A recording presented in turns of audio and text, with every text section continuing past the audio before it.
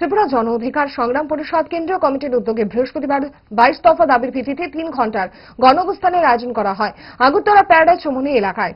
এই গণঅবস্থানের মূল উদ্দেশ্য হল সমাজের সকল স্তরের শ্রমজীবী, পিছিয়ে পড়া, এসসি, এসটি, ওবিসি এবং সংখ্যালঘুদের গণতান্ত্রিক অধিকার প্রতিষ্ঠার জন্য আন্দোলন জোরদার করা। পাশাপাশি রাজ্য সহ সমগ্র উত্তর পূর্বাঞ্চলের জনজাতিদের সমস্ত অধিকার, তাদের সম্পদ লুণ্ঠন করে কর্পোরেট গোষ্ঠী উঠে পড়ে লেগেছে, তাদের এই ষড়যন্ত্র ব্যর্থ করার জন্য এই উদ্যোগ বলে জানিয়েছেন কেন্দ্রীয় কমিটির সভাপতি সুব্রত ভৌমিক। তিনি কেন্দ্র এবং রাজ্যে ডবল ইঞ্জিন সরকারের তীব্র ভাষায় সমালোচনা করেন। এই দাবি শুধু আমাদের একটা জন অধিকার সংগ্রাম পরিষদের পক্ষায়িত নয়, এই দাবি সারা ত্রিপুরা সমস্ত মানুষের, এবং ত্রিপুরারই নয়, সারা উত্তর পূর্বাঞ্চলের এবং সমগ্র দেশেরই এই দাবি, মানুষের দাবি।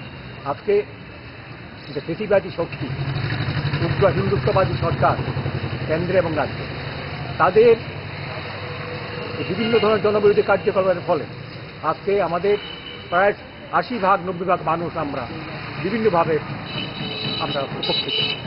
আপনার লক্ষ্য করে দেখুন, এই যে গেল একটা কুম্ভস্থানের নামে একটা কি চলছে উন্মাদনা, এখন দেখুন সেইখানে কালকের খবর, সেই জল এদের স্নান করছে, সেই জল মল মিশ্রিত জলে স্নান করছে।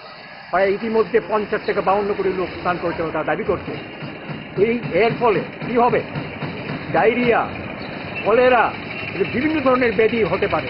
তাই বন্ধুগণ, এই ধরনের একটা উগ্র হিন্দুত্ববাদী একটা সরকার প্রতিষ্ঠা থেকে আজকে আমাদের মানুষের মধ্যে একটা বিভেদ সৃষ্টি করার চেষ্টা চলছে উগ্র সাম্প্রদায়িকতার মাধ্যমে এবং জাতি মাধ্যমে আমাদের মধ্যে অনৈক্য সৃষ্টি করার চেষ্টা চলছে। তার বিরুদ্ধে আমরা বিশ্বাস করি ত্রিপুরার সমস্ত অংশের মানুষ এগিয়ে আসবে।